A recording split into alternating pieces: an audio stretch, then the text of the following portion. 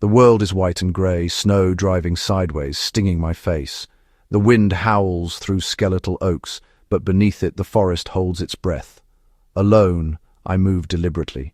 My quarry, a wild boar, is out here somewhere. This is no sport. It's a test of knowledge, patience, and respect. Every step is calculated. A mistake means more than failure. It can mean danger. My snowshoes crunch softly, senses straining for any sign, a broken twig, disturbed snow, the faint scent of boar. The hunt is a dialogue between predator and prey, written in winter's harsh language. The cold seeps in, fatigue is a constant threat. Out here you're not an observer, you're part of the raw drama of survival. My rifle is cold steel in a blizzard. I check it, trusting my tools. In these conditions, a frozen firing pin or clogged scope can be fatal.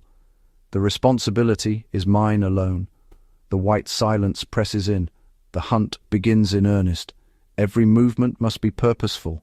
The forest is not a backdrop. It's an active player. I am both hunter and participant, stripped to something fundamental. The chase is about presence, awareness, and survival. The wild boar, Bushcraft, is a master of winter survival. Its powerful snout plows through snow and earth, unearthing food where others starve. A thick winter coat insulates it so well that snow settles on its back without melting.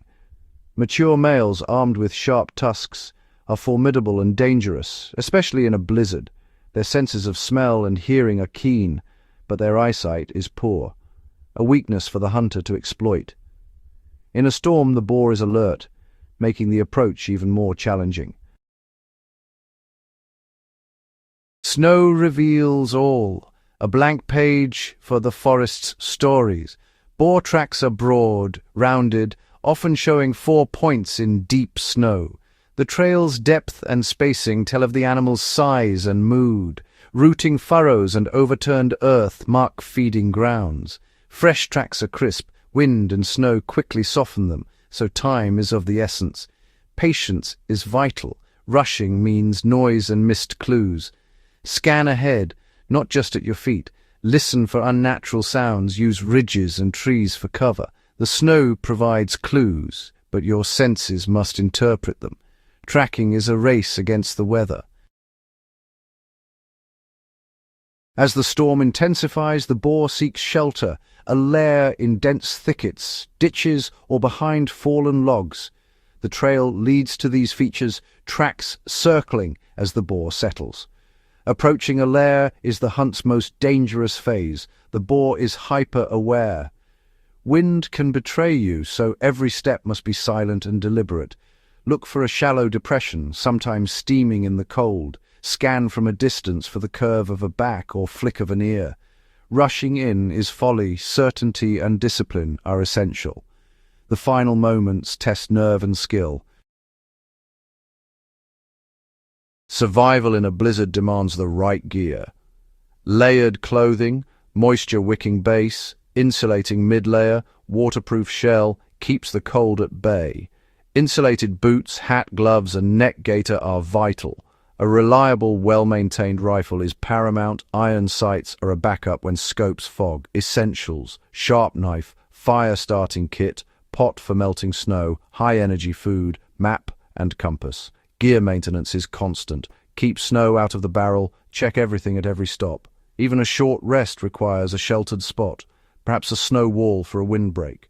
Small acts of discipline, zipped pockets, clear scope, prevent disaster. The right equipment is your lifeline. Preparation is survival. The final approach is a delicate dance. Always approach from downwind. The boar's nose is its best defense.